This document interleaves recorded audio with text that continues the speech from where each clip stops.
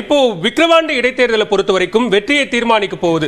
மாநில அளவிலான பிரச்சனைகள் அப்படின்னு எதிர்க்கட்சிகள் அங்கு ஒரு பிரச்சனையை முன்வைக்கிறாங்க. சட்டம் ஒழுங்கு பிரச்சனை உட்பட நிறைய பிரச்சனைகளை முன்வைக்கிறாங்க. உள்ளூர் பிரச்சனையா நந்தன் கால்வாய் உள்ளிட்ட திட்டங்கள் அடிப்படையிலான பிரச்சனைகளை முன்வைக்கிறாங்க. இதுல எது அங்க வெற்றியை தீர்மானிக்க போகுது? நடப்பது விக்கிரவாண்டி இடைத்தேர்தல். நீங்க வச்சிருக்கிற தலைப்பு அதுல யாருக்கு சாதகம்ங்கிறது. அதிமுகவும் பாரதிய ஜனதா கட்சிக்கு இடையில் உள்ள பிரச்சனை தான் பாதி நேரம் இங்க பேசியிருக்கீங்க.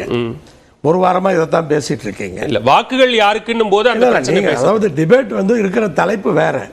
ஆனா நீங்க விவாதிக்கிறதே பிஜேபிக்கும் அதிமுகவுக்கு உள்ள பிரச்சனை தான் நீங்க விவாதிக்கிறீங்க. விவாத உட்பொருளாகத்தான் அது இருக்கு. வாக்குகள் யாருக்கு? அதிமுக வாக்குகள் மக்கள் வரும் அப்படின்னு அமைச்சர்கள் சொல்லும்போது என்ன நடக்குன்னு தெரியும். அதாவது பாரதிய ஜனதா கட்சியை பொறுத்தவரை கல்யாண வீட்டில் மாப்பிள்ளையா இருக்கணும், இளங்கூட்டில் பிணமா இருக்கணும். இதுதான் அவங்களுடைய கொள்கை. கடுமையான விமர்சனமா இருக்கு. கடுமையான விமர்சனம் தான். அதாவது தேர்தல் விக்கிரவாண்டியில் நடக்குது, திமுக போட்டியிடுது, பாட்டாளி மக்கள் கட்சி போட்டியிடுது. அவங்க பாட்டாளி மக்கள் கட்சியோட கூட்டணியில் இருக்காங்க, அதுக்கு ஆதரவாக பேசலாம் அல்லது திமுகவுக்கு எதிராக பேசலாம். இப்போ இந்த விமர்சனத்தை எல்லா தொலைக்காட்சியிலையுமே பிஜேபியினுடைய தலைவர் அதிமுகவை விமர்சிக்கலாமா, இப்படி விமர்சிக்கலாமா, வேண்டுமென்றே அது திசை திருப்பப்படுகிறது.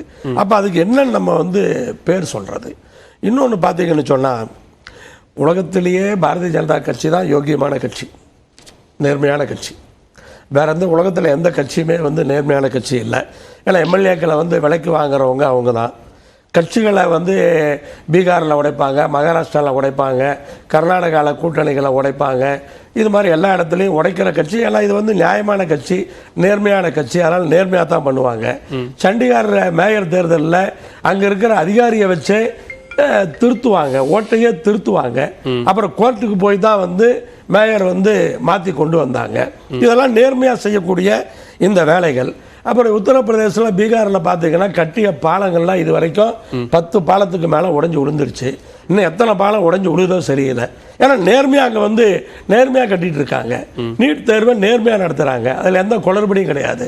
அதனால பாரதிய ஜனதா கட்சி ஒரு நேர்மையான கட்சி. அதில் மக்களவை தேர்தலில் இங்க இருக்கக்கூடிய தேர்தல் அதிகாரிகள் மேல நாங்க என்ன குற்றச்சாட்டை வச்சோமோ அதே குற்றச்சாட்டை தான் இப்ப இடைத்தேர்தலையும் வைக்கிறோம்.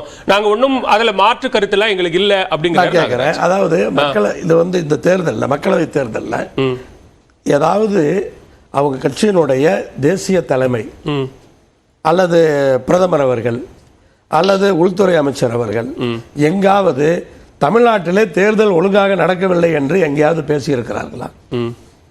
எங்கேயாவது பேசியிருக்கிறார்களா? அப்ப இவங்க அங்க சொல்லி பேச வச்சிருக்கணும் இல்ல? தமிழ்நாட்டில் தேர்தலே ஒழுங்கா நடக்கல, அந்தந்த கலெக்டரே நடத்திட்டாங்க, நீங்க எல்லா மாநிலத்தில இருந்து அப்சர்வர் அனுப்புறீங்க. அப்சர்வர் தான் பொறுப்பு. அந்த தேர்தல் ஆணையம் அனுப்புகிற அப்சர்வர் தான் ஃபைனலா டெசிஷன் எடுக்கிறது. அவங்க தான் உள்ள தொகுதிக்குள்ள சுத்தி சுத்தி வருவாங்க. சுவர் எழுதுறது முதலானது அவங்க பார்த்து ஆளை வச்சு மெஷர் பண்றாங்க. ஸோ இவ்வளவு வேலைகள் அவங்க பார்க்குறாங்க.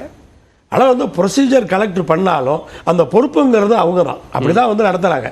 அதனால பிரதமரோ அல்லது பாஜகவினுடைய தேசிய தலைமையோ தேர்தல் நடக்கலன்னு சொன்னா அவங்களுக்கு தெரியும், அவங்க தேர்தல் ஆணையத்தை குறை சொல்ற மாதிரி ஆயிடும்.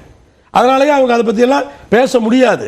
இன்னொன்று பார்த்தீங்கன்னு சொன்னா, அதாவது இப்போ பாமக அல்லது நாம் தமிழர் இப்போ கட்சிகள் அதிமுகவினுடைய ஓட்டுகள் தங்களுக்கு வரும் அப்படின்னு இதுதான் அந்த அங்கே அவங்க ஓட்டுக்களை நம்பி இல்லை. ஏன்னா பாமகவுக்கு தெரியும் இப்போ ஓட்டு குறையும். ஏன்னா அவங்க தனியாக நின்று அதே விக்கிரவாண்டி தொகுதியில் 2016 41,428 ஓட்டு வாங்கியிருக்காங்க. இப்ப 24 பாரதிய ஜனதா கட்சியோட அந்த கூட்டணியில அவங்க வாங்கின ஓட்டு 32,198 ஓட்டு. அதிமுக 2019 இந்த கூட்டணி பிஜேபி கூட்டணியோட வாங்கிய ஓட்டு 74,819. அப்ப பாமகவும் அங்க இருக்கு, எல்லாருமே அங்க இருக்காங்க. அப்படி இருந்து வாங்கின ஓட்டு அவ்வளவுதான். ஆனா அதிமுக 2024 பிஜேபி இல்லாம பாமக இல்லாம 9,000 ஓட்டு தான் கம்மி, 66,000 ஓட்டு வாங்கியிருக்காங்க. அப்ப என்ன ஆகும்னு பாமகவுக்கு தெரியும். எப்படியா இருந்தாலும் ஜெயிக்க போறது இல்ல. அது பாமகவுக்கு அவங்க அதை முழுமையா இன்னொன்று அந்த வாக்குகளை பாமக நாம் தமிழர் மட்டும் கேட்கல, திமுகவும் கேட்கிற போது சரி அது கூடுதலா எங்களுக்கு வலு சேர்க்கும் அப்படிங்கிற அடிப்படையில தான் அதை பார்க்க வேண்டியிருக்கு அப்படிங்கிறாங்கல்ல. அதாவது எப்படின்னா இது வந்து உண்மை யதார்த்தம் அவர்களுக்கு தெரியாம இல்ல, தெரிஞ்சுதான் அவங்க பண்ணிட்டு இருக்காங்க. இன்னொன்று நான் சொல்ல வர்றது, ஈரோடு கிழக்குல எடப்பாடி பழனிசாமி அவர்களை பாரதிய ஜனதா கட்சி நீங்கள் நிற்கக்கூடாது என்று நிர்பந்தப்படுத்தினார்கள். கடைசி வரை நிர்பந்தப்படுத்தினார்கள். இது எல்லோருக்கும் தெரியும். அவர்கள் நிற்கக்கூடாது, அது இடைத்தேர்தல் தானே. அப்ப ஈரோடு கிழக்குல நீங்க வந்து நிர்பந்தப்படுத்துவீங்க நிற்கக்கூடாது அப்படின்னு. இப்ப விக்கிரவாண்டியில வந்து ஏன் நிக்கலன்னு கேள்வி கேட்பீங்க. இதான் நான் சொன்னேன். அப்ப நான் சொன்னதுல என்ன தவறு இருக்கிறது? அதனால இந்த தேர்தலை பொறுத்தவரை இது வந்து திராவிட முன்னேற்ற கழக அரசு இந்த 3 ஆண்டுகளாக பல்வேறு விஷயம். இப்ப டாக்டர் ராமதாஸ் கேட்கிறார். டாக்டர் ராமதாஸ் வந்து மதுக்கடைகளை பத்தி பேசுறாரு.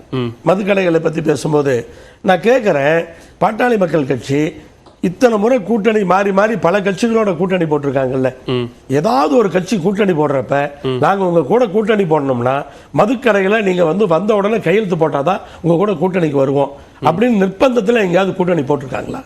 அதெல்லாம் மக்கள் வந்து யோசிச்சு பார்க்க மாட்டாங்களா? சோ இது புரியாம இன்னைக்கு வந்து இதை வந்து பேசிட்டு இருக்காங்க. இன்னொன்னு அதாவது இப்ப திருச்சி சூர்யா பாரதிய ஜனதா கட்சியில் என்ன நடக்குன்னு பேசிட்டே இருக்காரு. விபி துரைசாமி ஏமாற்றப்பட்டாருங்கிறாரு, விஜய் தாரணி ஏமாற்றப்பட்டாருங்கிறாரு. இப்ப அவர் சொல்றதுக்கெல்லாம் பதிலே சொல்ல மாட்டாங்க. ஆனா வந்து கம்முன்னு இருக்கு. அதாவது அதிமுக போட்டியிலிருந்து விலகி விட்டது, விட்டுற வேண்டிதான்.